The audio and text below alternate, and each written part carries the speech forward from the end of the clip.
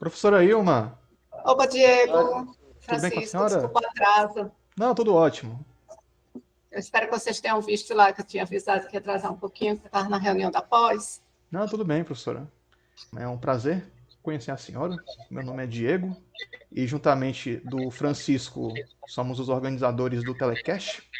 O Telecast é o nosso projeto de entrevistas do PET Telecom, onde a gente busca trazer profissionais dentro da nossa engenharia para que esses possam compartilhar suas experiências, suas trajetórias acadêmicas, de forma que isso venha a direcionar e também inspirar os alunos, né, da nossa graduação.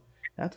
E falando de personalidades, né, que inspiram dentro do nosso curso, nós não poderíamos deixar de fora a professora Ilma, né, que vem aí fazendo um trabalho.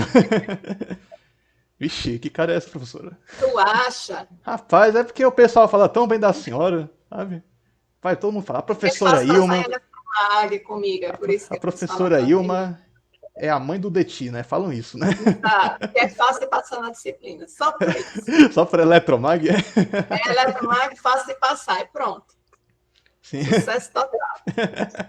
Mas assim, brincadeiras à parte, a senhora vem fazendo grandes contribuições para a nossa comunidade, né? Por exemplo, a senhora protagoniza aí movimentos que buscam aí dar maior visibilidade às mulheres na engenharia, certo? E também projetos de pesquisas voltados para informação e computação quântica, né? Que é uma área que acaba aí gerando um grande interesse por parte dos alunos, né? Que ficam interessados em descobrir mais, né? A curiosidade na área que inclusive na engenharia de telecomunicações, uma das nossas linhas de formação é a fotônica, né, que vai abranger aí as tecnologias quânticas, certo? E dentre esses e outros assuntos, né, que vamos abordar na entrevista que são de grande interesse, grande destaque, certo? E com isso eu gostaria que a senhora pudesse compartilhar aí suas vivências conosco, tudo bem? Tá joia. Bom, eu sempre gosto de começar nossas entrevistas falando sobre a trajetória acadêmica do entrevistado. E a senhora tem um perfil interessante porque a sua graduação e pós-graduação foi na física, correto? Certo? E com isso Exato. e com isso eu gostaria de saber o que que motivou a senhora a querer seguir num curso de exatas, né? Como no caso da física.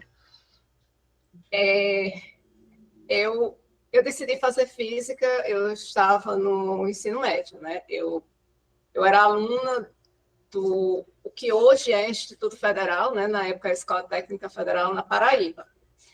Uhum, E eu tinha uma professora, Rafaela, ela foi minha professora de exatamente eletricidade e magnetismo.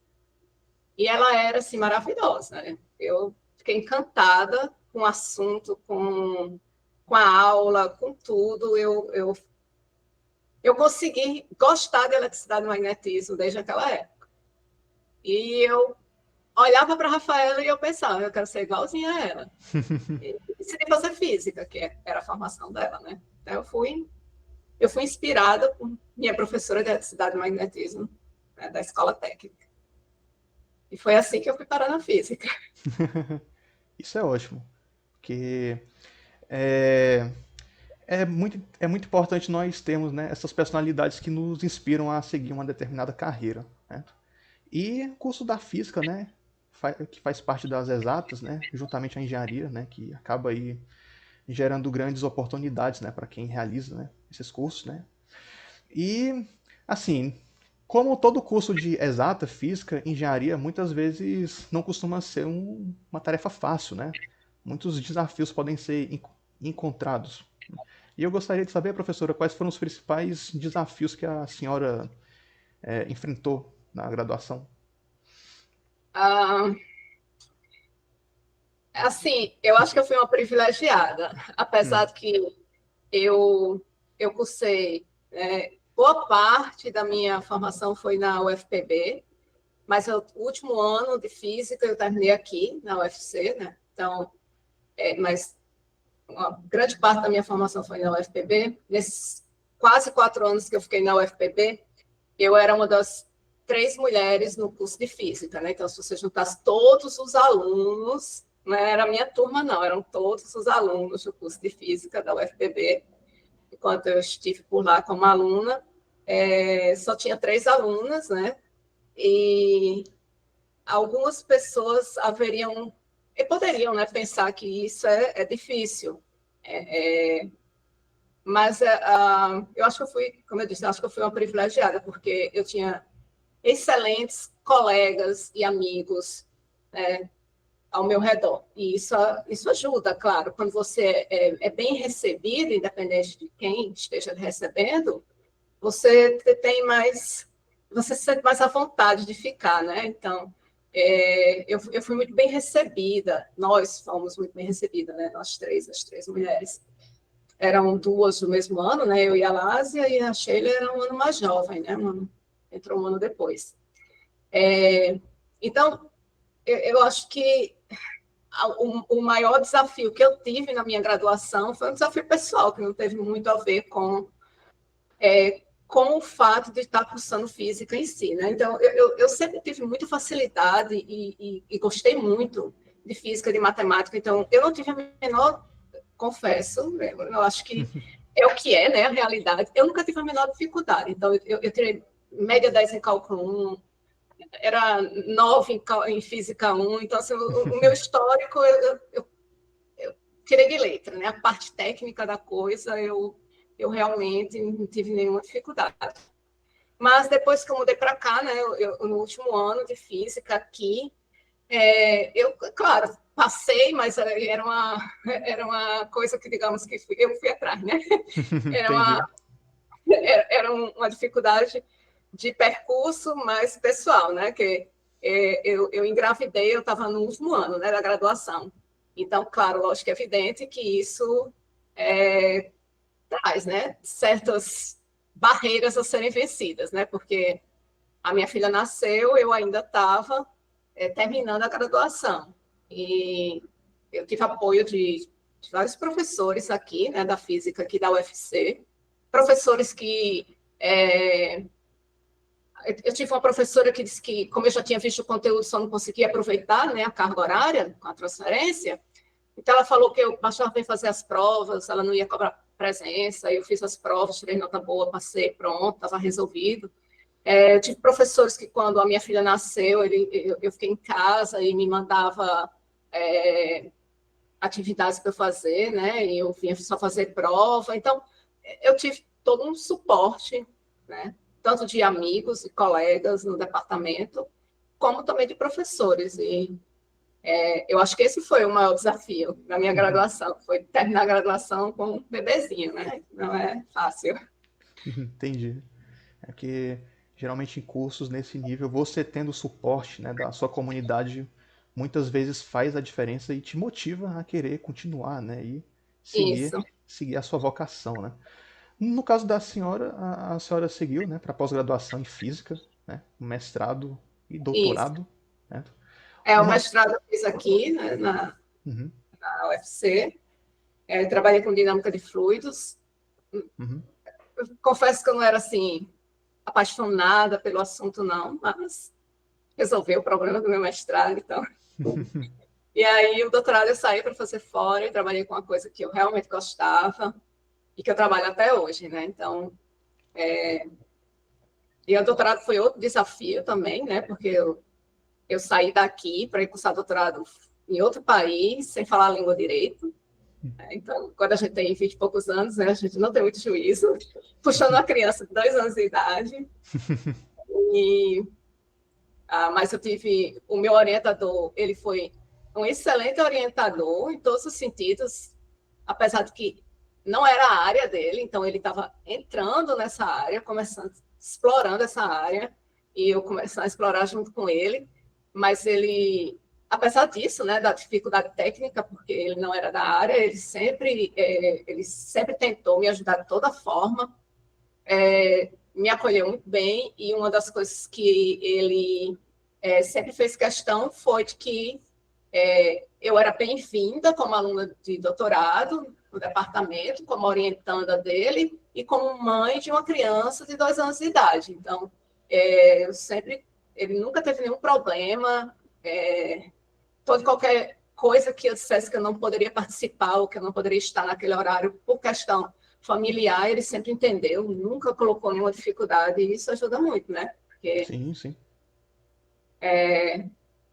fazer doutorado não é fácil, e se você tem um orientador ultra exigente e que não entende que você tem também uma criança que você precisa cuidar, fica muito complicado. Então, mais uma vez, né, como eu falei, eu fui realmente muito privilegiada. Hoje eu olho para trás e vejo, e sabendo de tantas histórias que a gente sabe, né, de pessoas que acabam abandonando porque colocam tanto empecilho, dificultam tanto ao invés de ajudar, é que eu vejo o quão privilegiada que eu fui, né, ao longo tanto da minha graduação, meu mestrado, meu orientador de mestrado, aqui o professor Murilo, como no doutorado também, meu orientador, o John Loseco, que era excepcionais.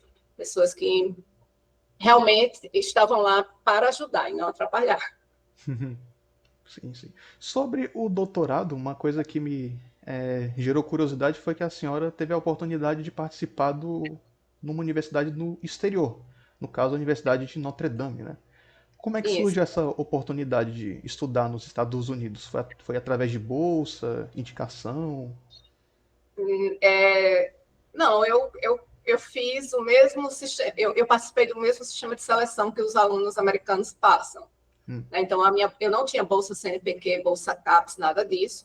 Então, eu fiz todos os testes que os alunos têm que fazer. Eu não sei quais são os testes que exigem hoje, mas na minha época era o TOEFL, né, porque eu era estrangeira, então, da língua inglesa. O GRE geral, né, que é o Graduate Record Examination, o geral, que é de todos os assuntos, tem uma parte de matemática, uma parte de lógica, já não lembro direito todos os detalhes. Tem uma parte né, no GRE geral, tem uma parte de língua, né, de inglês, mas eles não consideram, quando você é estrangeiro, consideram o TOEFL no lugar. E o GRE específico, que no meu caso foi um GRE de física.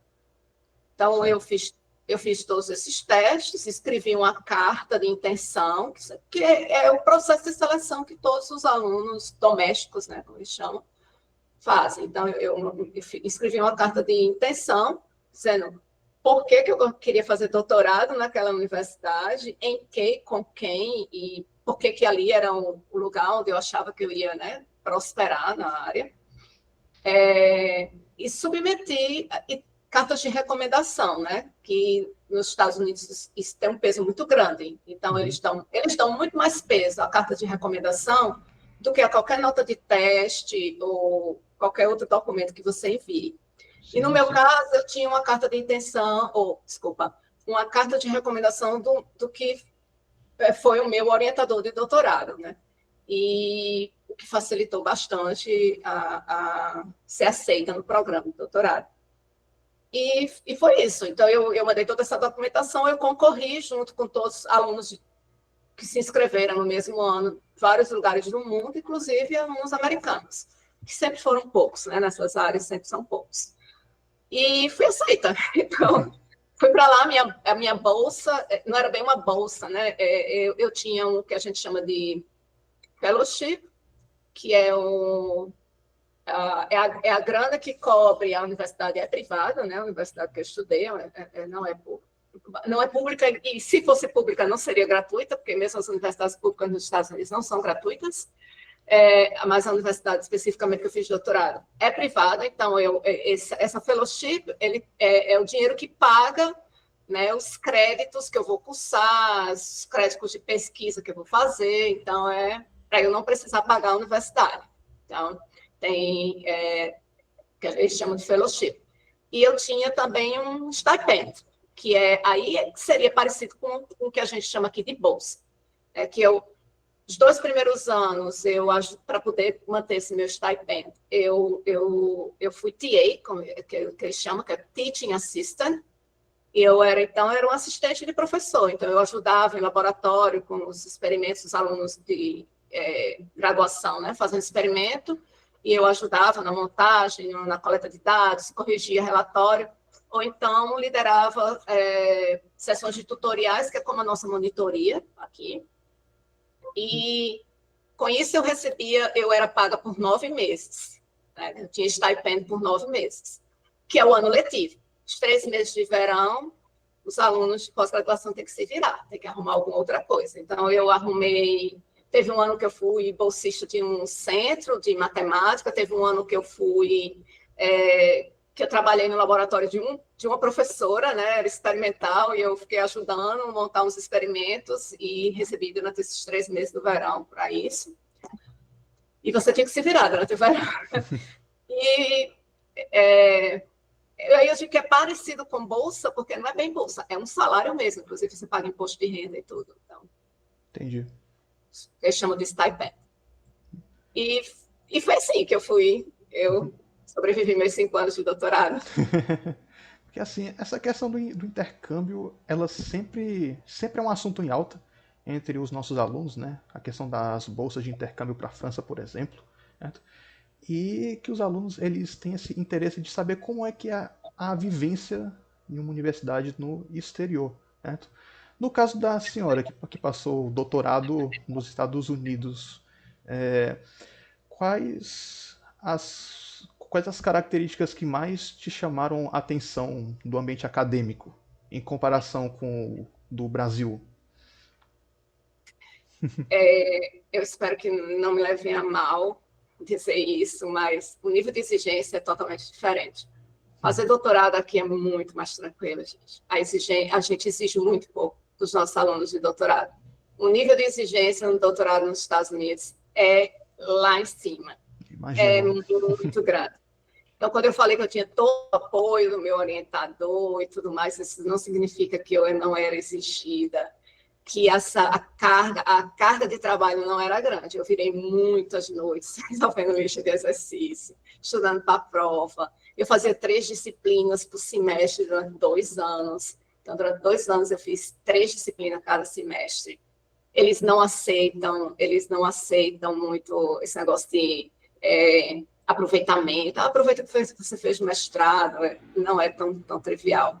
Aí tem a carga horária do TA, que também não é pouco. A gente teve semestre que eu fui TA de disciplinas do ciclo básico, né? Que são as física fundamental que vocês fazem, até eu fui TA dessas disciplinas do ciclo básico.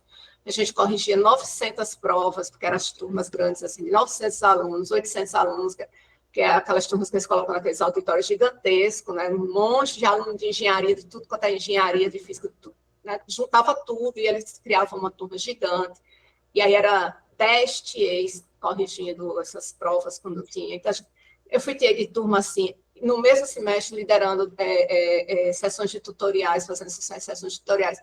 Então, o nível de exigência é bem maior.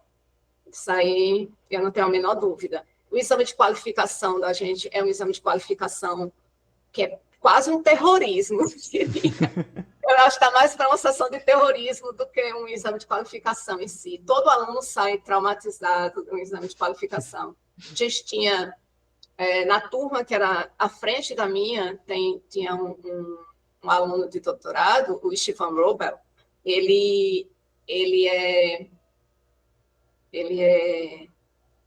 húngaro, né,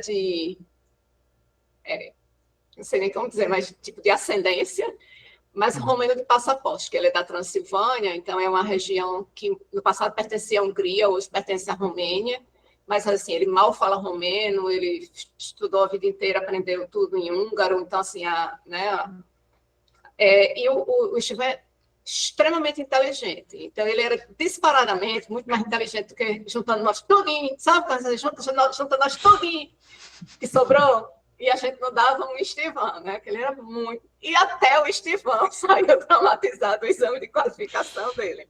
Daí tu tira, né? Nós tudinho, não é brincadeira, né? Que era só gente normal, né? E eu acho que a maior diferença é essa. Além, claro, né, dos perrengues de você estar vivendo numa terra que não é a sua. Que isso aí a gente sempre vai ter em qualquer intercâmbio que a gente faça. Até se você for para Portugal, que a língua é a mesma, mas não é o seu país. Né? Os códigos são outros, as interações são diferentes. E, no meu caso, eu tive uma certa dificuldade, porque eu não falava inglês direito. Eu lembro que na primeira vez que eu bati na porta do meu orientador, aí ele mandou entrar, eu entrei, ele falou assim, hi there! Aí eu, there? O que é esse there? O que ele está falando? Ai, meu Deus, eu quase que a limpeza desiste e volta. Entendi o que ele estava querendo dizer com aquilo. E aí tem a dificuldade da língua, tem o carro quebrar e você tem que levar no mecânico, e aí Ixi, você não entender bolhufas o que o mecânico está falando. nos Estados Unidos é mais autônomo as coisas, né? É cada um E por si, praticamente. a turma da gente, a gente se ajudava muito. A minha turma, nós éramos 21 alunos e só tinham 2 americanos. Todo o restante era estrangeiro, então estava quase todo mundo no mesmo barco, né? A gente estava todo mundo passando pelos perrengues de estar na terra alheia, então a gente se ajudava muito. É, mas é tudo, né? Você tem que lidar com. A gente tinha exceções, por exemplo, eu tinha sessão de tutorial que eu tinha que explicar física básica para um aluno de graduação, no inglês, que eu estava ali, né, tentando desenrolar. E aí o aluno virava com aquele que o americano fala, e eu, ai meu Deus do céu, o menino fala devagar que eu não estou entendendo. Isso, e além de tudo isso, eu ainda tinha uma criança pequena que tinha que deixar na creche, que tinha que buscar na creche, que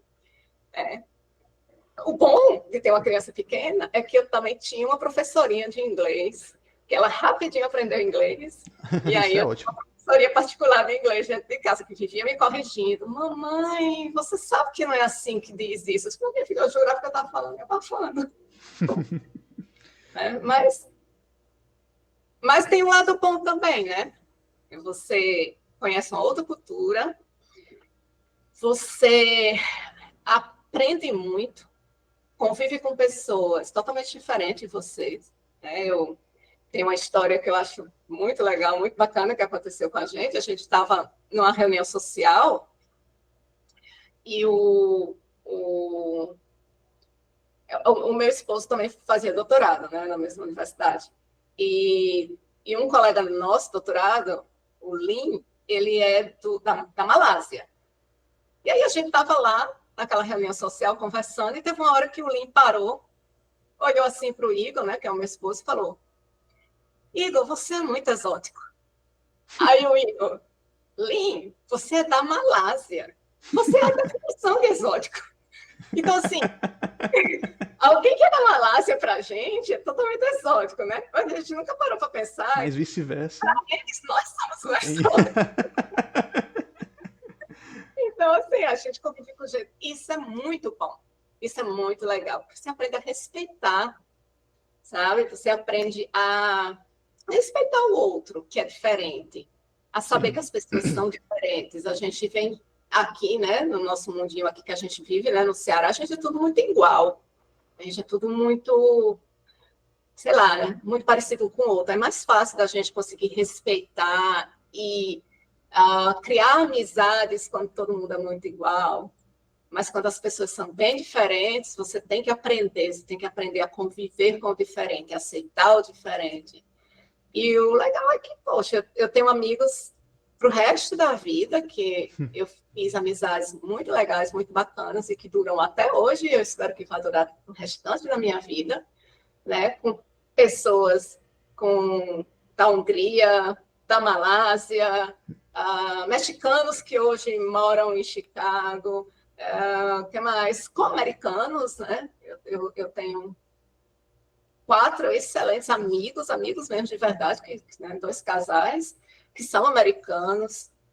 A minha filha morou 1 ano no intercâmbio do ensino médio na casa de amigos nossos americanos. Então, assim, a gente fez amizades que tem uma amiga da Coreia, que é a coisa mais exótica do que O uma coreana. networking é forte aí, né? Tem uma amiga da Coreia, a Hei Yang, que hoje é pesquisadora lá em Los Alamos. Então, assim, toda vida que a gente vai para os Estados Unidos, a gente sempre tem aonde dormir, aonde ficar, e amigos em vários lugares que a gente precisa ir lá visitar. E isso é muito bom. E os Estados Unidos têm esse diferencial, né? De que as turmas de doutorado, elas atraem gente de todo lugar do mundo nessas áreas, né? Ciência e tecnologia. Então, a gente realmente conviveu com gente de vários lugares do mundo. Excelente. Porque apesar das dificuldades, né, que foram enfrentadas, Teve um pouco de O saldo diversão, é né? Foi positivo. divertido. O saldo é positivo, disso eu não Sim, tenho a sim. menor dúvida. Porque agregou bastante para a sua formação profissional, garantiu um network praticamente com o mundo inteiro, né? Então, isso aí para o pro profissional é excepcional, né? Bom, indo para outro assunto, né? Falamos da trajetória. Agora eu gostaria de falar das linhas de pesquisa que a senhora atua, né? Que é no caso das pesquisas da área quântica, né? Que vem aí Isso. chamando a atenção. Eu gostaria de saber, professor, o que é que motivou a senhora a querer seguir para a quântica? Ah, primeiro que sempre foi um assunto que eu gostei muito, né? Desde a minha graduação. A minha primeira experiência com pesquisa foi na iniciação científica, ainda na UFPB, e eu trabalhei com ótica quântica. O professor Adelcindo Liberato trabalhava com isso, ótica quântica teórica. E eu fiz a iniciação científica com ele. Quando eu vim para cá, aqui nunca teve um grupo muito forte, aqui nunca teve um grupo em ótica quântica, e nem um grupo muito forte em fundamentos de quântica, nada disso. Então eu procurei, né, outro professor para trabalhar, e fui trabalhar com dinâmica de fluidos. No doutorado, eu voltei a trabalhar com ótica quântica, mas agora, assim como uma boa parte das pessoas que trabalhavam com ótica quântica nos Estados Unidos naquela época, que a gente está falando aqui de início dos anos 2001, né, ali 2000, metade de 2000, 2001, é, é, sempre estava procurando trabalhar com alguma coisa que tivesse alguma aplicação na computação quântica. E foi o que eu fiz. Então, eu trabalhei no doutorado com uma proposta de computador quântico usando como qubit estados coerentes, né? Superposição de estados coerentes que a gente chama de estados Gauss-Schrödinger, né? Ou cat states em inglês. E essa foi com isso que eu trabalhei. E aí, de lá para cá, eu costumo dizer que eu trabalho com coisas interessantes da mecânica quântica e da estatística que podem ser aplicadas à computação quântica ou à informação quântica. Então, não é que eu trabalhe com computação quântica em si. Eu não trabalho mais com propostas, que foi o que eu fiz no doutorado, né? Proposta de montar um computador quântico assim ou assado. Não trabalho mais com isso. Mas trabalho com problemas de ótica quântica ou de íons aprisionados, que são, né, que tem alguma aplicação em alguns dos esquemas hoje usados na computação quântica. Certo.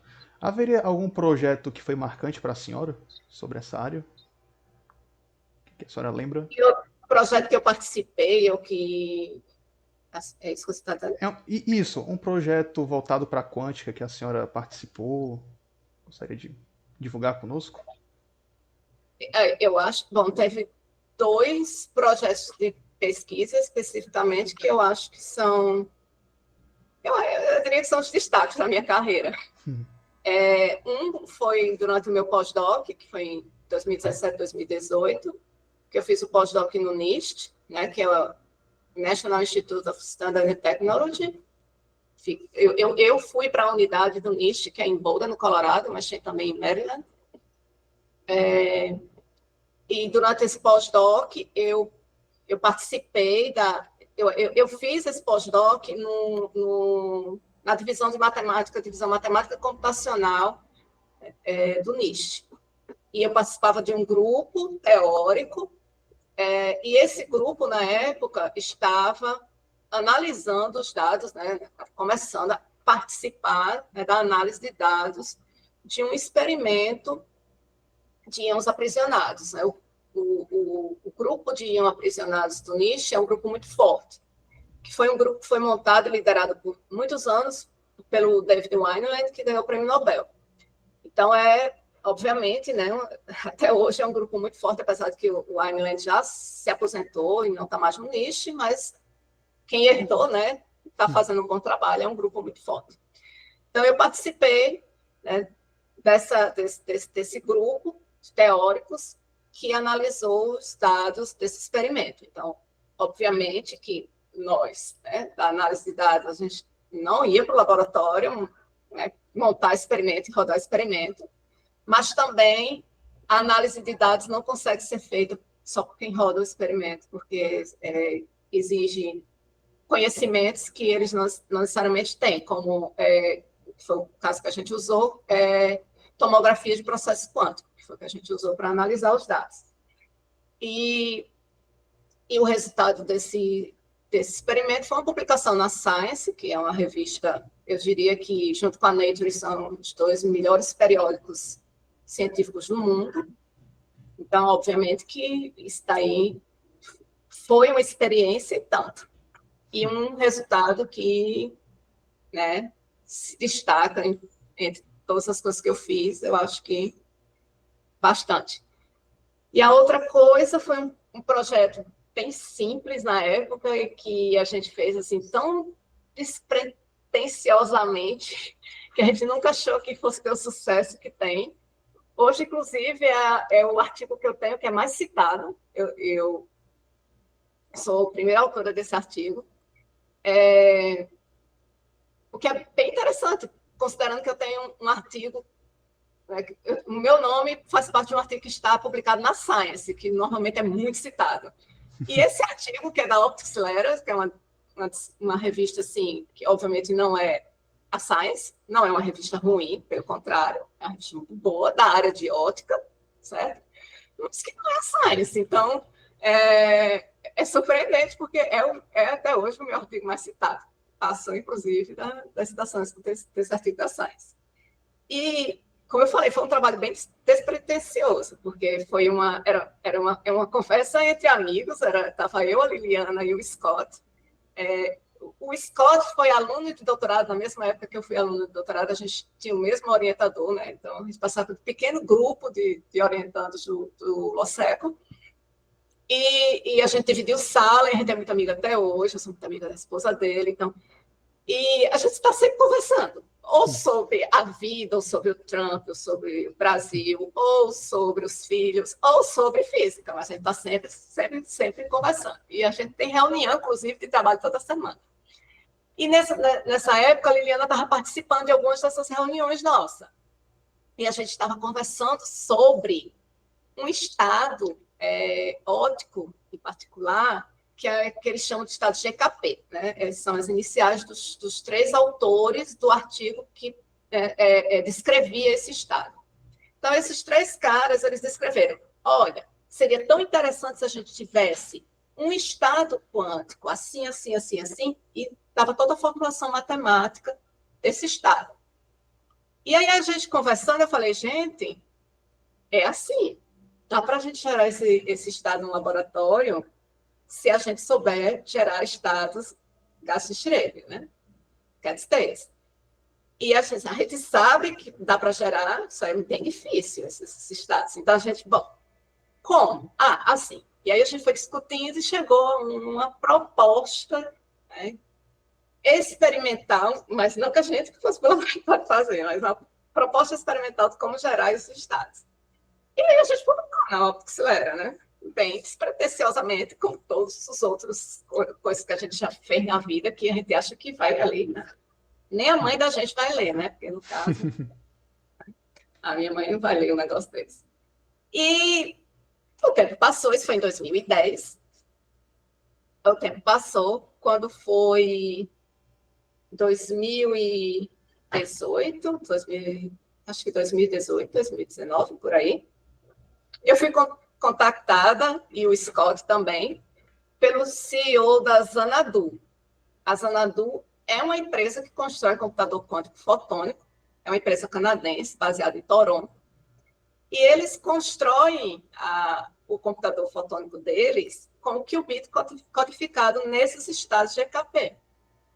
E eles queriam que a gente fizesse uma consultoria, né, da melhor forma de gerar e manipular esses estados quânticos. Então, eu fiz uma consultoria de quase 1 ano para eles. O Scott até hoje é consultor da Xanadu. Eu tive a minha experiência de ser consultora para uma empresa de 1 ano e está ótimo. Eu não quis prolongar, várias razões, porque eu gosto de fazer a minha pesquisa sem pressão, sem ninguém cobrando, sem deadline, sem... Então, não dá certo, né, para a empresa, né? Então, e é isso. E, claro, lógico que é evidente que depois que uma empresa de computação quântica, esse meu artigo já tinha várias citações, mas aí depois que uma empresa de computação quântica está usando, né, um estado que você trabalhou, foi a primeira proposta de geração, né, experimental desse estado,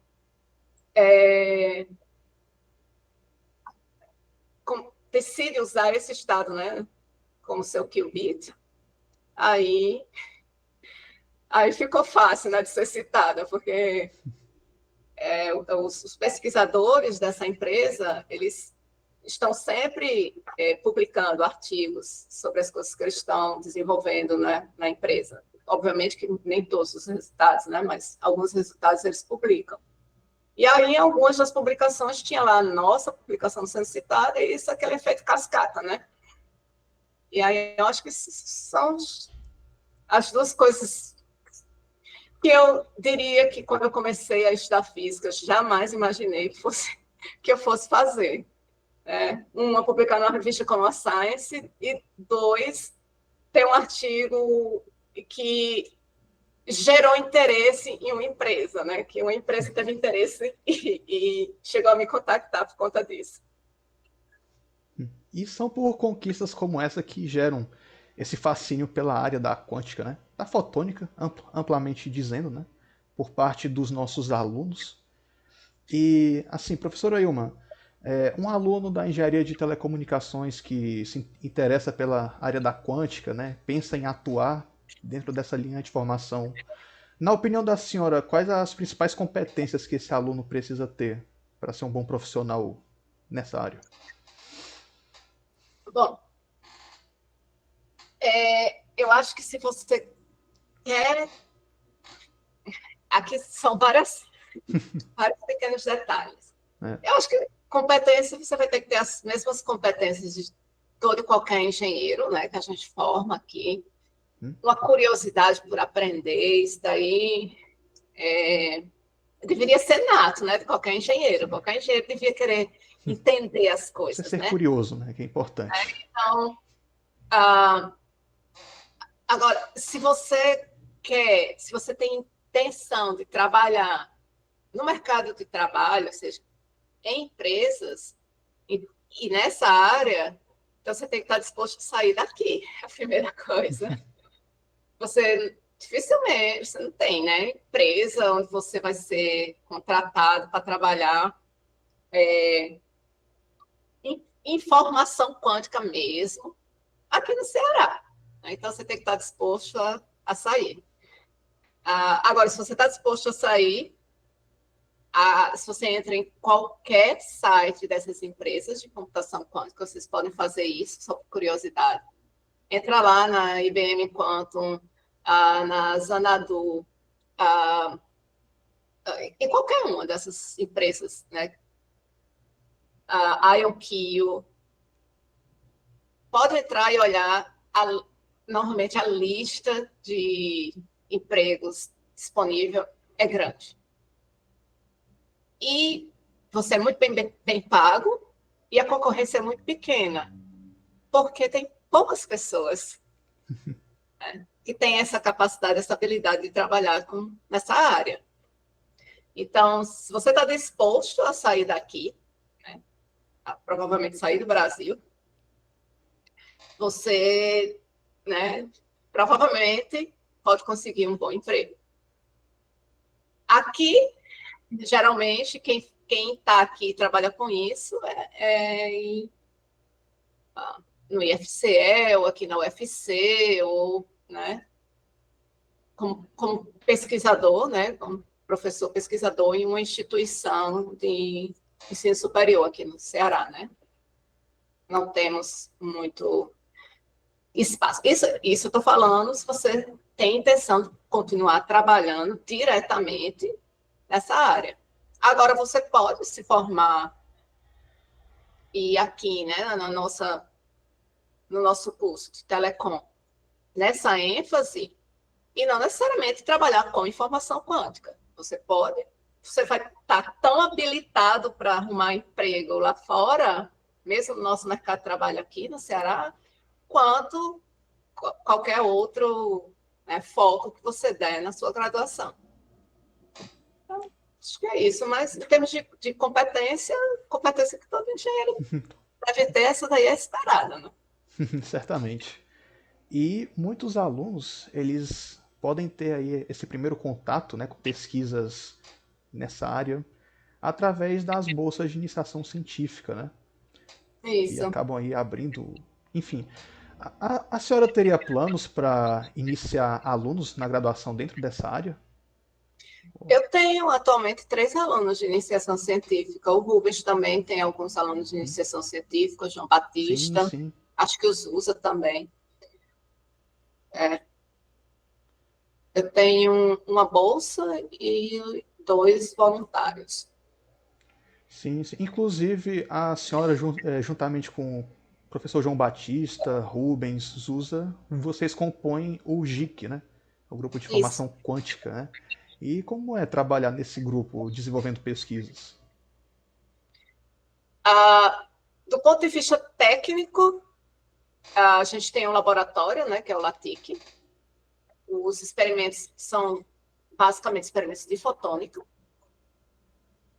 mas experimental é com o Rubens e o João Batista. Ah, entendi. Né? Certo. A parte experimental, eu acho que, se brincar, eu devo até ser proibida de entrar no laboratório, porque eu sou um pouquinho desastrada. A parte experimental é com eles. Né? Então, eu trabalho com teoria. Então, comigo, você tem que gostar de fazer conta. Então, assim, Programar, simular, então... é de se esperar uma boa base, né, em cálculo, álgebra, Sim, programação, não é isso? Entendi. isso. Durante a sua trajetória, a senhora, né, fez a graduação e pós-graduação em física e posteriormente veio a atuar na engenharia, como no caso do nosso departamento, né, o DETI. O que motivou a senhora a querer atuar no DETI e poder colaborar com a engenharia de computação e telecom?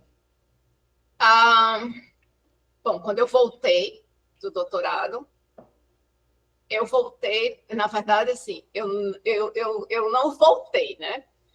O meu esposo voltou, certo? Ele tinha uma bolsa de pós-doc em um laboratório, que foi o laboratório onde ele fez o mestrado dele aqui, né?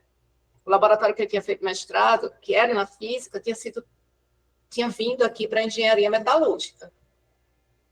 E esse professor que na época, né, hoje está aposentado, mas era o professor, um dos criadores, né, um dos professores que foi criador do Departamento de Engenharia Metalúrgica, ele é físico, né, é o professor Lindbergh.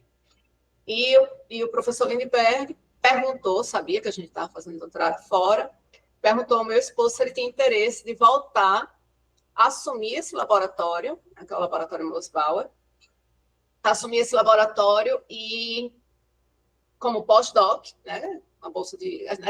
Na época era bolsa DCR, que é Desenvolvimento Científico Regional, que é uma bolsa... Eu gosto de dizer que é a bolsa que dá para a gente quando a gente está desempregado, né? A gente termina o doutorado, não tem emprego, aí eles oferecem essas bolsas para a gente. Então, o meu esposo queria retornar, né? E queria voltar para o Brasil.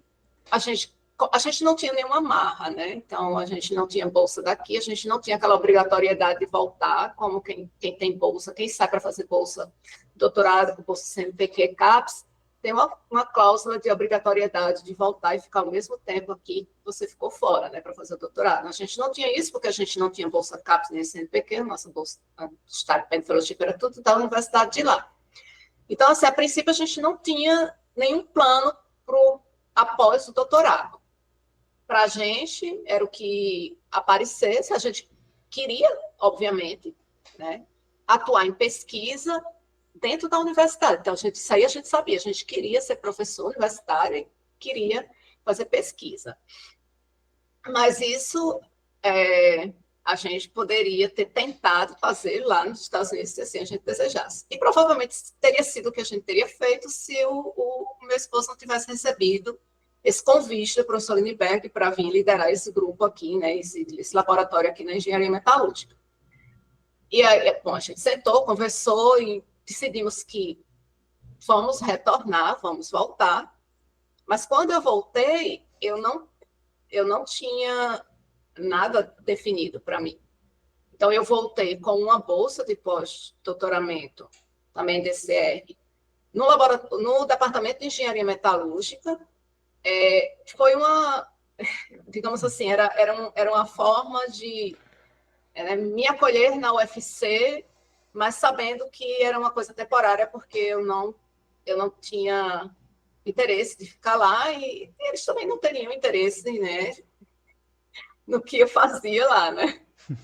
E aí eu cheguei a publicar um artigo que é bem citado, inclusive, que a gente fez análise de fractais olha, física está em tudo, né? Então, a gente fez análise de fractais em soldas, né? Engenharia metalúrgica estão sempre soldando. Então, a gente fez análise de fractais em soldas. Bom, eu me envolvi com uns trabalhos interessantes, inclusive, mas eu sempre soube que era uma coisa temporária. E aí, antes mesmo de terminar minha bolsa lá, eu passei como pós-doc lá para o departamento de física, para trabalhar com o meu antigo orientador de mestrado, com simulação de poços de petróleo, né? Que eu fiz mestrado em dinâmica de fluidos. Então, petróleo, tudo a ver, né? Então, né, era um projeto gigante que ele tem ainda lá com a Petrobras, tinha construído um prédio, estava trazendo vários pesquisadores para se juntar ao grupo, e eu fiquei como pós-doc lá. E eu sabia que eu não tinha espaço no departamento de física, porque o departamento de física não tem nenhum grupo que trabalhe com ótica quântica, ou com informação quântica, ou com computação quântica. Naquela época, nem mesmo com fundamentos de mecânica quântica. Hoje já tem, mas naquela época nem isso. Então, eu já estava, assim, meio que convicta que eu ia ter que deixar de lado o que eu gostava de fazer, que eu trabalhei no doutorado. São sacrifícios que a gente faz com família, né? Eu sempre achei que eu fosse ter um emprego aqui, mas eu achei que acabaria, que o meu emprego aqui teria que ser em alguma coisa que poços de petróleo, dinâmica de fluido, ou, sei lá, aqui na engenharia mecânica, com o pessoal da energias renováveis, que trabalha com dinâmica de fluido. Então, eu achei que eu ia ter que deixar de lado. E aí foi quando eu conheci o GIC, né? Foi quando eu conheci, na época, o Rubens e o João Batista já eram professores. Aliás, eu fui da banca de defesa do João Batista, de doutorado. E logo em seguida ele passou no concurso. Então, na verdade, era só o Rubens, que era professor na época. Então, eu conheci o GIC, aí vim, conversei com o Rubens, falei o que eu tinha feito no doutorado, e ele me convidou para ser da banca do João Batista. Eu fui da banca do João Batista, depois fui da banca de outros alunos dele, doutorado. E alguns meses depois disso, o professor João César falou para o Rubens que tinha uma bolsa PNPD, que essa bolsa ainda existe, que é da CAPES, que é o Programa Nacional de Pós-Doutoramento, PNPD, que tinha uma bolsa PNPD da CAPES que ia ficar disponível em breve, se o Rubens tivesse algum interesse de pós-doc. E o Rubens me convidou, perguntou se eu não queria ocupar essa bolsa. E eu vim para cá.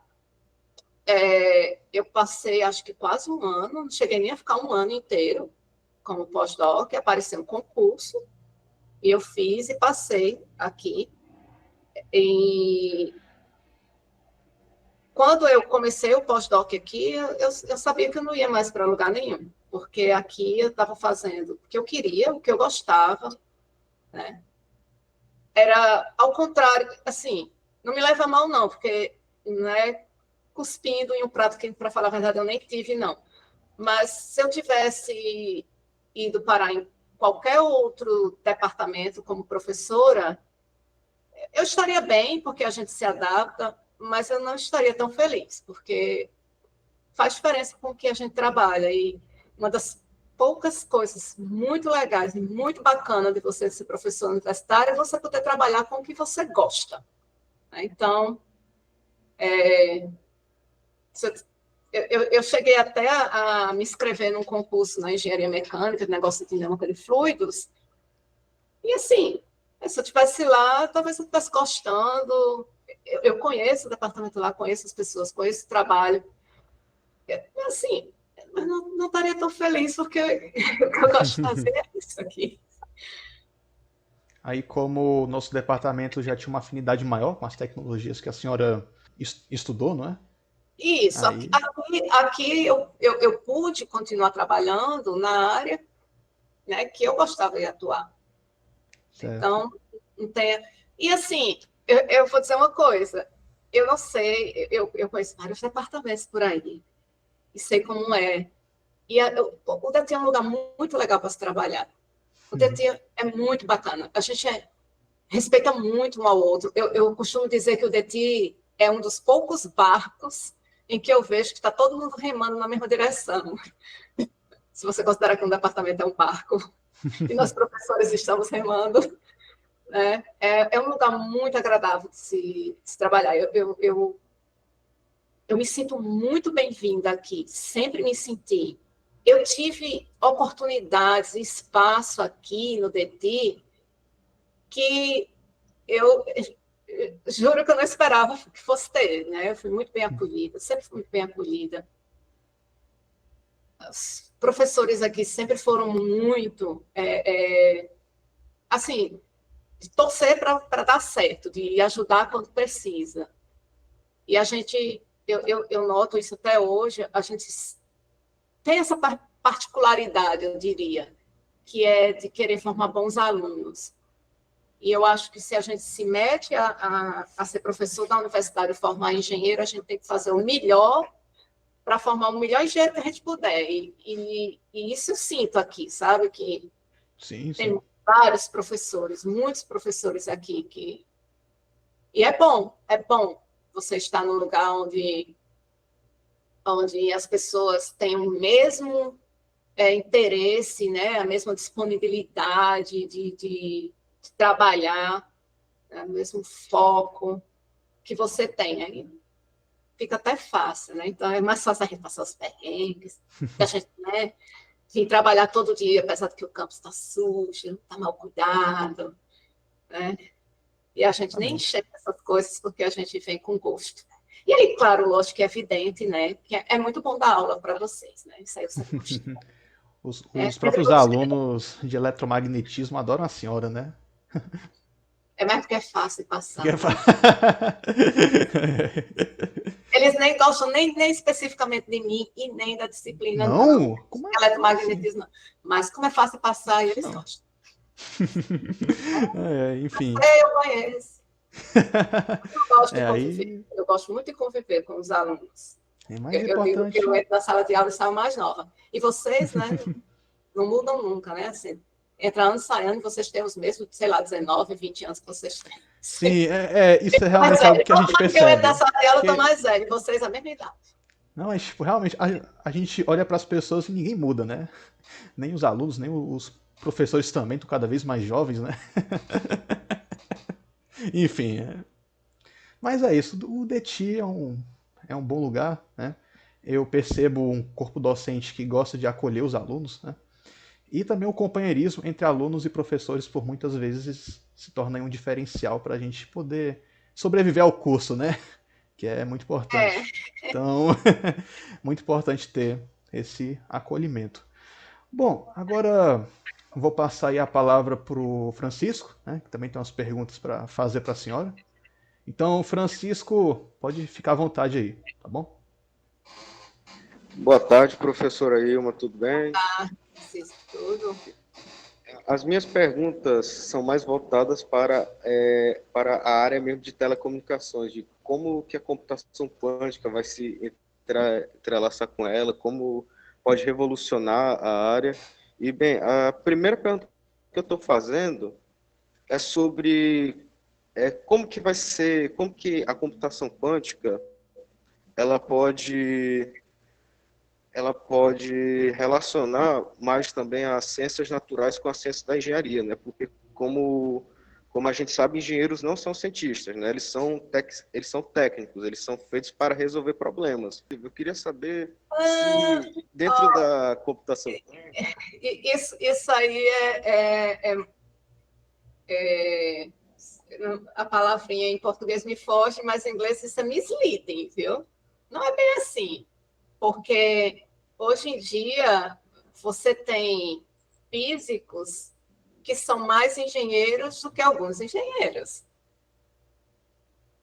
Muitos. Porque tem toda aquela piada, né, do The Big Bang Theory, do Sheldon querendo desprezar me esqueci o nome do engenheiro do grupo, né? E a gente sabe que isso é brincadeira, né? Isso não acontece normalmente na vida real. Mas físico, a gente diz, né, que na verdade que esse cientista que você está descrevendo aí, que é aquele cientista que estuda a natureza e que é bem teórico e que menospreza quem faz ciência aplicada, isso aí é o físico teórico. Né? Então, mas eu digo, eu falo que isso porque, assim, por exemplo, eu, apesar de ser teórica, mas eu sempre trabalhei com aplicações, certo?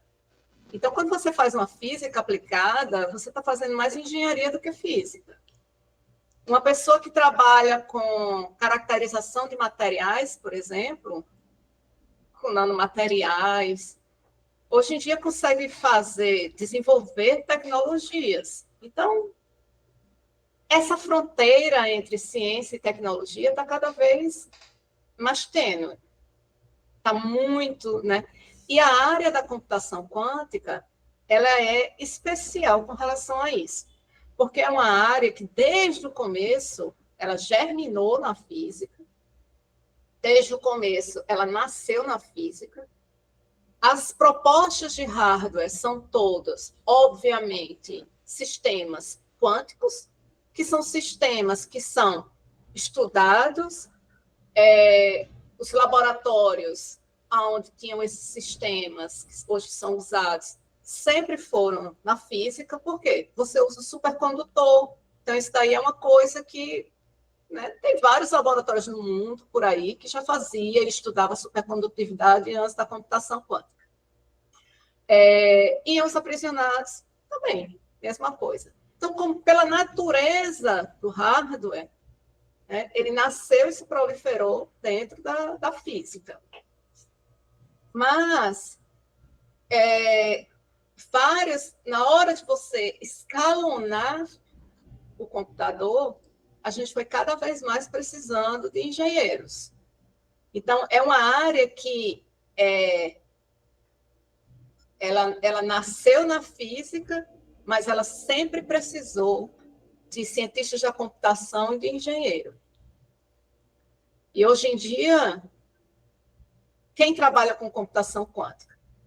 Pelo menos, eu digo para você, físicos, engenheiros, matemáticos e cientistas da computação. Então, é muito multidisciplinar, pela natureza dela mesma. Como que... A outra pergunta que eu queria fazer é como que as tecnologias quânticas, no geral, elas vão influenciar a área de telecomunicações, né? Hoje em dia se fala muito sobre a tal da internet quântica, né? As redes quânticas, o que ela vai mudar, né, em relação à internet comum. E outra coisa que eu também queria que a senhora também comentasse, se isso pode entrelaçar um pouco, é sobre que recentemente pesquisadores alemães, não me lembro qual universidade, eles fizeram o primeiro teletransporte realmente quântico, né? Se a senhora quiser comentar sobre essa descoberta, se a senhora chegou a ver. Os fótons, eles foram gerados por fontes distintas. Porque o primeiro teletransporte, que foi realizado na década de 90, foi entre pares de fótons, mas são fótons do mesmo feixe. Não é do mesmo feixe. fótons que foram criados pela mesma fonte. Você pega um feixe de laser, passa em certos cristais, esses cristais têm a habilidade de quebrar esse feixe em 2 feixes de laser separados, e cada feixe de laser desse, os fótons em cada feixe de laser desse, que está separado, espacialmente inclusive, eles são emaranhados, são entrelaçados. E aqui o que é interessante é que esses fótons que são emaranhados, eles não são gerados da mesma fonte. Então, você não pega um fóton, um feixe de laser, passa no cristal e abre em 2. São fontes distintas. Aí, isso daí pode facilitar uma internet quântica. Aí, como é que a computação quântica ou a informação quântica pode mudar o cenário de telecomunicações? Começa pela mesma promessa que em todas as áreas que a gente tem, né? Que com a computação quântica a gente provavelmente irá aumentar muito a nossa capacidade computacional. Então, tudo que você possa imaginar que hoje a gente não faz, porque a gente está limitado pela capacidade computacional, já tem uma promessa de se poder fazer. Então, seria a primeira mudança que a gente poderia ter, não só nas telecomunicações, em qualquer área, controle, otimização, o que você imaginar. A internet quântica, o que é que ela seria diferente? Primeira diferença grande seria a segurança. Uma internet quântica ela seria muito mais segura do que a que a gente tem hoje, né? A nossa internet clássica, acho que é assim que a gente poderia chamar. Acho que essas seriam as maiores diferenças. A maior diferença, né? A próxima pergunta que eu queria fazer é qual que seria o diferencial da computação quântica no mercado de trabalho, né? Como que a indústria ela vai reagir nesse quesito? Em que sentido? Seria perspectivas de futuro, Cisco? Bom, hoje em dia já se é usado tecnologias quânticas em vários bancos, em vários órgãos do governo, no mundo afora, né? Aqui no Brasil, não. Mas na Suíça, na Alemanha, nos Estados Unidos, no Japão, na Inglaterra, nesses lugares que eu estou citando, já se usa tecnologia quântica, tanto em órgãos governamentais, quanto em bancos e em algumas empresas. Então, a gente está falando aqui de distribuição quântica de chaves, por exemplo, que hoje em dia já tem empresa que vende, né, aparelhos, né, montados já para você usar de tecnologias quânticas. O que a gente não tem muito ainda é um uso de computador quântico. Tem várias empresas que usam os computadores quânticos que a gente tem, né? Várias empresas, eu citei aqui algumas, IonQ, Xanadu, da IBM, né? A Sycamore, da Google. Então, assim, são empresas dos mais diversos ramos, inclusive bancos, mas eu diria que o uso dessas empresas, desses computadores quânticos, é mais para se acostumar do que realmente usufruir do poderio da computação quântica, até porque o poderio da computação quântica ainda é bem limitado. Mas é aquela coisa, são empresas que já estão usando, e aí no futuro, se isso se tornar padrão, são empresas que já têm a familiaridade com o uso, né? A senhora acha que o Brasil pode começar a aprender nisso? Vai ser mais complicado? Ou a senhora acha que ele está bem atrasado, que ele ainda pode correr para conseguir chegar ao nível... A nível desse país vai ser difícil, né? Aos Estados Unidos, uma Inglaterra da vida, mas pelo menos começar a mudar um pouco o mercado, começar a dar mais oportunidade para os profissionais da área. Sem ser unicamente pesquisa acadêmica, né? Bom, eu acho que, não sei, talvez no final o nosso uso da computação quântica seja talvez parecido com o nosso uso da computação clássica, né? A gente não é bem um país desenvolvedor de tecnologias, né? A gente usa muito tecnologia já importada, né? Já pronta. Não estou dizendo que a gente não tenha desenvolvimento de tecnologia, por favor, não é isso que eu estou dizendo. Eu estou dizendo que a gente, né? Em termos de produção mesmo, né? Produção em escala, a gente fica mais com a importação da coisa do que com construir aqui, né? E talvez com a computação quântica acabe sendo a mesma coisa, né? Então, a gente, ao invés de produzir e vender a nossa própria tecnologia, talvez a gente seja como é hoje, né? Um importador de tecnologia. Eu estou falando aqui, o governo da Paraíba comprou um computador quântico da China, de uma empresa chinesa. A Unicamp está construindo um computador quântico. Mas talvez a gente acabe, sei lá, a primeira empresa brasileira que use uma tecnologia quântica, sei lá, distribuição quântica de chave, ela importe já um produto que é feito e vendido lá fora. Não sei, talvez, né? Que é mais fácil ou factível do que usar um produto, né, feito, construído e vendido aqui dentro. Não sei. Difícil de prever isso, mas o que eu sei é que o Brasil tem muito a correr atrás. Isso daí tem a menor A próxima dúvida. pergunta seria sobre a IA quântica, né? Será que pode ser possível? Como que está o desenvolvimento? Se já saiu alguma coisa? Porque o boom das IAs foi gigante, né? Com o ChatGPT, com o DeepSeek recentemente, mesmo que IA seja algo que existe há muito tempo, né? Acho que na Força Armada Americana eles tinham o Aladdin, né? E IA hoje é um tema muito comentado e até mesmo teve uma frase que eu li do físico Paul Davies, né, que é um divulgador científico também, que ele chegou a comentar que IA quântica teria poderes, poderes não, desculpa, conseguiria fazer previsões divinas. Eu achei um pouco exagerado, queria saber o que a senhora comentar sobre, né? Desculpa, como é? E a quântica teria poder de quê? Eu não entendi.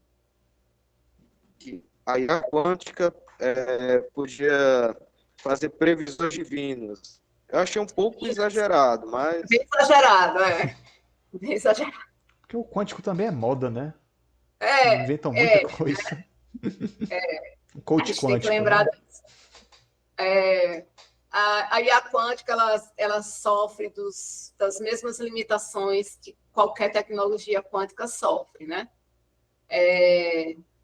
Descoerência, escalonar são dificuldades típicas e características de tecnologias quânticas. E a IA quântica sofre dos mesmos problemas. Então, tem muita coisa a ser superado até a gente ter alguma coisa que seja realmente inteligência artificial quântica. É um caminho bem longo.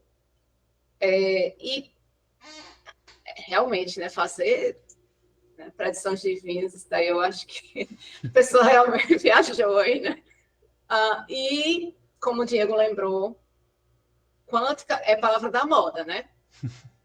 A gente tem tanta coisa quântica hoje, né? Que se fosse quântica mesmo, Jesus. A gente tem psicologia quântica, gente, é mó balela. Coach quântico, esse é meu favorito de todas as baboseiras quânticas que as pessoas já inventaram. Mas a gente tem também a advocacia quântica, pelo amor de Advocacia Deus. quântica? Tem livro na Amazon, pode procurar. Não estou inventando. Eu adoraria estar Interessante, viu? inventando. Tá? Adoraria estar inventando. E, obviamente, ali, né, disputando com o coach quântico, tem o tarô quântico também, né? Então, né? É que faz Eu as costumo dizer premonições para os divinas, que nem alunos, o Cisco comentou, né? eu costumo dizer para os alunos que tarô quântico é você ser enrolado 2 vezes, né? Porque tarô você não vai ser enrolado, aí, pô, você ainda vai. Tarô quântico você vai ser enrolado 2 vezes. Não, isso não é novidade, né? Na época da radioatividade, a gente teve a mesma coisa. A gente tinha. Tudo era radioativo. Né? Então, tinha sabonete nas prateleiras dos supermercados que eram radioativos. Para sorte das pessoas, era uma bozeira, né? O sabonete não era radioativo, porque já imaginou se fosse mesmo? Né?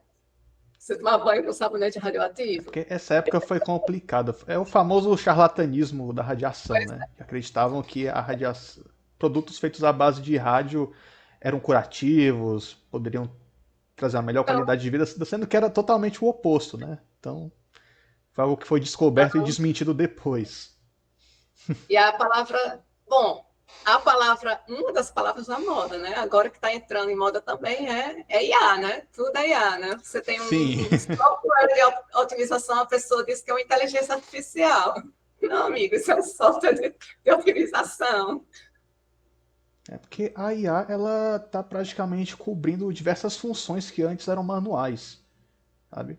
Por exemplo, o Gemini, você pode criar cenas, criar vídeos, imagens, edições, você pode fazer o que você quiser com o Gemini, né?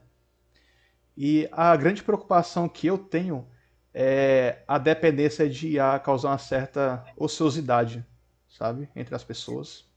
Eu vi um. Eu estava escutando um podcast e eu vi um trecho que eu achei extremamente interessante. Hum. Eu não lembro mais quem é o autor dessa passagem maravilhosa, posso procurar depois e dizer, mas era um estudioso, pesquisador de alguma área, não lembro bem, e ele falou que ele acredita que talvez, né?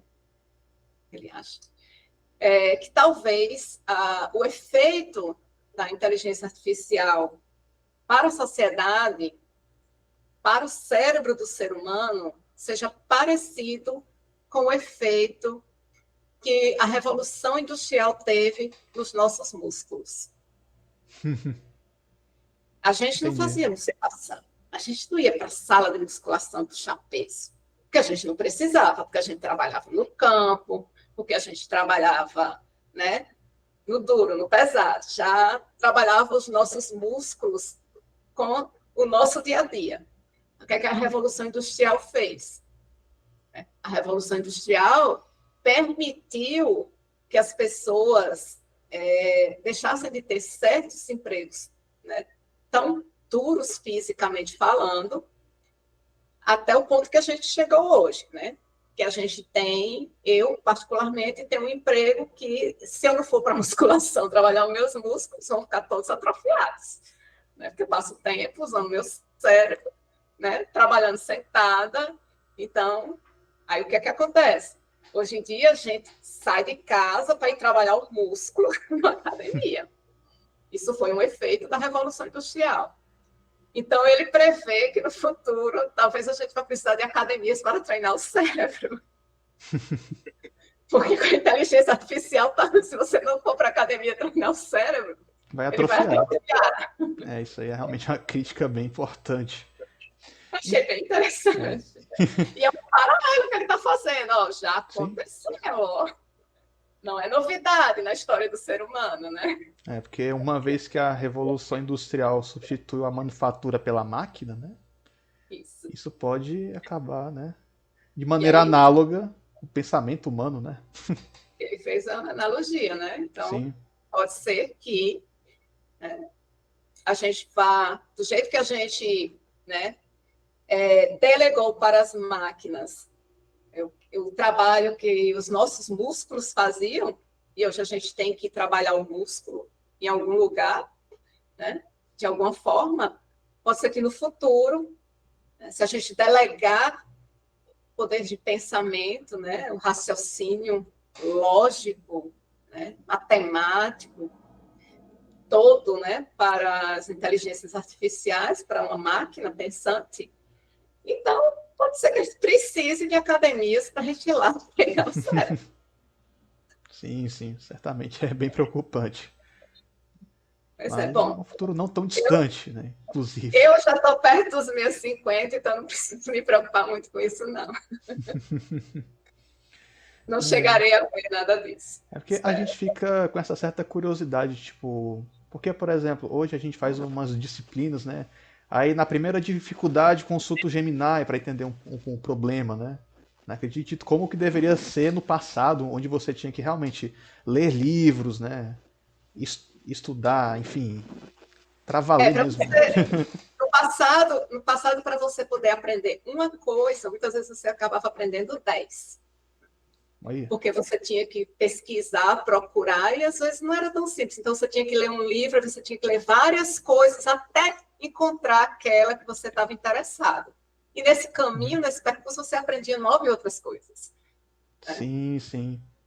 E aí, hoje em dia, você precisa aprender aquilo, você pesquisa aquilo e só aprende aquilo. Então, Pois é. mesmo que você pesquise mesmo, vá no Google e não pergunte a uma inteligência artificial, mas é focado. Você já não precisa mais aprender mais tantas coisas para conseguir sanar aquela dúvida que você tinha, como era no passado, né? Eu sou da geração, né, que vai ser uma das gerações, né? Sei lá, acho que tem 2, talvez 3 gerações que viveu isso e que não vai ter mais, né? Que é a geração que viveu a transição, né? Eu vivi a transição do videocassete para o CD, para o DVD, certo? Na fita cassete para tudo isso, né? Eu vivi a transição do telefone fixo, e que quase poucas pessoas tinham, para isso aqui, né? E, e assim, modéstia à parte, consigo lidar super bem, né, por conta da minha formação e tudo mais, com as novas tecnologias, e estou sempre, né, tentando manter aquilo lá, por dentro de tudo isso, mas sou, né, uma das... E daqui para frente não vai ter mais, né? A geração de vocês já nasceu com isso daí na mão, né? A minha filha já nasceu, assim, já criança e adolescente, celular para ela era o que existia, né? Então, Eu já ia falar que é algo muito comum, né? É meio que comum das gerações, né? Porque na nossa época a internet já era algo comum, né? Aí chegou A a gente estava IA, nascendo, na a- verdade. chegou a IA, e a IA vai ser algo comum para a próxima geração, né? Depois da geração Z, que são, não lembro se são os betas, se são alfa, algo bem interessante, né? Porque exato. também os nossos, como a senhora falou, né? Os nossos pais também viram isso aí de mudar o telefone fixo para o smartphone. Nossos avós também talvez chegaram a ver, né, a mudança do rádio para a TV. É, É uns e, saltos de gerações. exato. E é isso, né? Sim, sim. Agora, A gente... só para acabar aqui, a última pergunta, que é mais uma recomendação: quais livros, autores a senhora recomenda para quem quer entender melhor sobre a quântica? Tanto para um público mais leigo mesmo, ou para um público que realmente está interessado em trabalhar, ou mesmo entender melhor o assunto mais profundamente? Assim, eu não tenho nenhum livro específico, assim, mais de divulgação científica para indicar, não, né? Que seria mais para o público geral. Para alunos do ensino médio, né, assim, que tenham mais interesse, tem um livro que foi escrito por mim e que foi lançado recentemente no projeto Universidade da Escola. E esse livro, o PDF dele, né, o e-book dele, fica gratuito, né? Então, é um bom, acredito eu, né? Espero eu, né? Depois de tanto trabalho, eu espero que seja um bom ponto de início para um aluno do ensino médio que tenha curiosidade sobre computação quântica. num contexto mais assim, de aluno de graduação, né, dos nossos alunos aqui, o livro que eu indico é o livro que a gente chama Bíblia da Computação Quântica, que é o livro do Chuang, Chuang, né? Chuang. É um livro que ele é bem completo, né? Ele faz uma revisão de mecânica quântica, de computação, né? Que é uma máquina de Turing, e fala de teletransporte. Ele é muito completo. Então, é um tijolão assim, mas você pode pegar a parte, sei lá, partes que você tenha mais interesse, curiosidade. Então, esse livro é o que eu sempre indico, é o que os meus alunos começam, né, na iniciação científica, para ter uma ideia do que é a área, né, de computação quântica. Mas já é um livro que você precisa ter, né, conhecimento de álgebra linear, né, conhecimento, um pouquinho, né, de um conhecimento de física um pouco mais elaborado. Bom, para encerrar nossa entrevista, foi muito bom poder conversar com a senhora, né? Foi um tempo bem proveitoso. Então, assim, já quero dar meu agradecimento aqui. Para encerrar, eu sei que a gente já reforçou isso, mas é sempre bom falar de novo. Gostaria que a senhora desse um conselho para os seus queridos alunos, né? Que seriam o que a senhora aconselha para esses alunos serem bons profissionais na engenharia? A gente estuda, hein? Assim, aprender a estudar, gostar de estudar, aprender coisas novas. Isso daí você vai carregar com você o resto da vida. E ser engenheiro, por definição, né, você trazer soluções de problemas que ainda não foram resolvidos, né? Certamente. Então, você precisa, né? Você precisa saber ter habilidade de resolver problemas, inclusive aqueles problemas que você não sabe resolver, que também ninguém resolveu antes. Então, eu gosto de dizer para os alunos, e aí de repente, aqui eu posso até dizer para mais alunos de uma única vez, né? Que seria legal se eles entendessem por que é que eles fazem 2 anos inteiros da vida deles aqui na engenharia, tantas disciplinas de matemática e de física. Porque talvez se você entendesse qual é a razão por trás disso, você se empolgasse um pouco mais em se dedicar, né, em estudar, né, aqueles conteúdos. Já vou logo lhe dizendo, não, você não vai usar diferencial, integral no mercado de trabalho. Não, você provavelmente nunca mais na sua vida vai precisar resolver uma integral, certo? Mas então por que é que a gente estuda, né? Por que é cheio desses conteúdos nos 2 primeiros anos das engenharias, né, como um todo? Muito simples, porque engenheiro precisa ter um lado do cérebro bem desenvolvido, né, que é o lado que é responsável pelo raciocínio lógico, pelo raciocínio matemático. Você precisa ter esse lado bem desenvolvido. Então, você precisa treinar esse lado do cérebro. E como é que a gente treina isso? Aprendendo cálculo, aprendendo física. Não é porque a gente vai precisar do conteúdo lá no mercado de trabalho, a gente não deveria aprender só o que a gente vai usar no mercado de trabalho. Isso, então, eu costumo dizer que as disciplinas dos 2 primeiros anos da física é a musculação do jogador de futebol. O mercado de trabalho é o jogo. Você só aguenta jogar bem se você tiver feito bem feita a sua musculação ao longo da semana. Senão, no domingo, você não rende nada, né? Você é jogador de futebol, né? Você é um jogador de futebol, você passa semana treinando a musculação para aguentar, né, correr, né, driblar, fazer gol, nos 45, 90 minutos de jogo no domingo. E eu costumo dizer que as disciplinas dos 2 primeiros anos de física e de matemática é a musculação do jogador de futebol. E o mercado de trabalho é o jogo. Você só vai jogar bem se você tiver treinado bem. Então, de repente, né? Então, eu não sei, eu acho que eu sou um pouco das antigas, assim, de achar de que vale a pena ainda, sabe? O esforço de você sentar, de você ler, de você estudar, de você aprender. Porque, não sei, né? Mas realmente é Eu um acho, conselho muito valioso. eu acho que ainda é importante lá fora, no mercado de trabalho, você. Inclusive, eu falo para os alunos, né? Aqui no Brasil já está começando, nos Estados Unidos isso já faz tempo, né?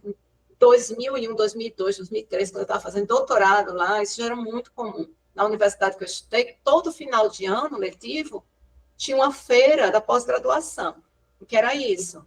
Eram vários estandes de várias empresas, de vários lugares, e você entregava o seu currículo, né? Naquela época impresso em papel, né? Chegava com papel, quando você estava mais perto de terminar o seu doutorado, você chegava lá entregando o currículo naquelas empresas.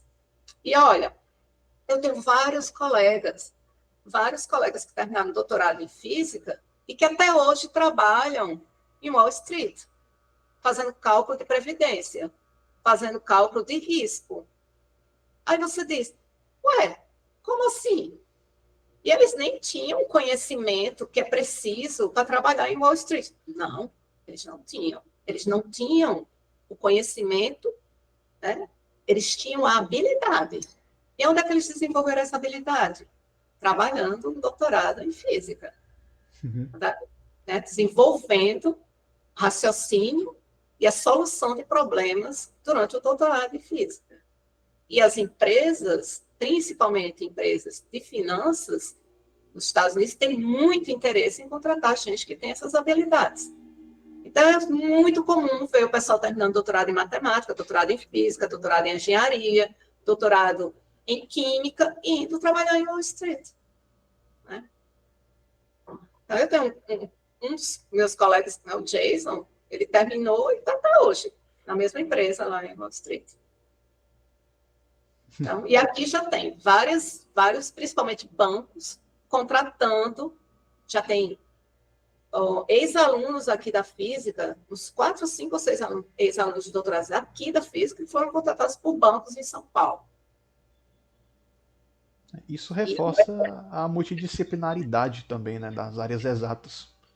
Você não... Aqui não seria nenhuma multidisciplinaridade, não, porque se você né, for olhar assim, com cuidado, a disciplina, a parte das finanças, a gente não estuda nada disso, né? Um doutorado em física. Sim. É realmente a busca de habilidades. O conteúdo, pode deixar que eu vou lhe treinar, né? Que é o conteúdo de finanças. O que é que eu quero de você? A sua habilidade cerebral. E aonde é que você conseguiu essa habilidade cerebral? No doutorado. Então, aí você lembra, gente, que aquela parece chato, eletromagnetismo, quando é que eu vou? Nunca mais eu vou resolver um problema de eletromagnetismo, depois que eu estiver no mercado. Tá, gente, você está treinando o cérebro. Eu E fico além do pensando assim. o eletromagnetismo é lindo, gente, pelo amor de Deus. Quem não se arrepia quando você resolve as equações, chega lá, pá, junta tudo e tem as equações de Maxwell. Você não se Não, arrepia, mas gente. equações de Maxwell é uma coisa linda, viu? É Eu que já lindo, resolvi problemas desse pelo tipo. amor de Deus. Fosse eletromotriz Passa o também. semestre inteiro estudando, lei de Gauss, lei de Ampère, aí você passa o semestre inteiro. Aí lá no final do semestre, quando você olha, junta as 4 equações, resolve, encontra equação de onda, dá a luz, você se emociona. Não, mas eu acho muito satisfatório. É incrível. Eletromagnetismo, por exemplo, a gente tem muitos problemas que envolvem divergência, né? Rotacional. Né? Aí é muito satisfatório resolver aquelas integrais e ver o resultado. Né? É uma coisa muito legal, sabe? O próprio professor Elano, né, numa entrevista antiga, falou pra gente, né, que eletromagnetismo é pura bruxaria. Né? Você não, você não entende, mas acha legal. Né? Algo desse tipo. É lindo, cara. Sim, pois bem, professora Ilma, um enorme prazer, né, Acertou da e-mail. senhora ter participado, ter aceito o nosso convite. Né? Foi uma ótima entrevista, né? Preparada aí com muito carinho para os nossos alunos. E vamos ficando por aqui. Agradecer a professora Ilma, agradecer o Cisco e nos vemos aí pelos arredores do DETI, né? Então, ficamos por aqui. Eu Agradeço. agradeço, Certo? agradeço o convite.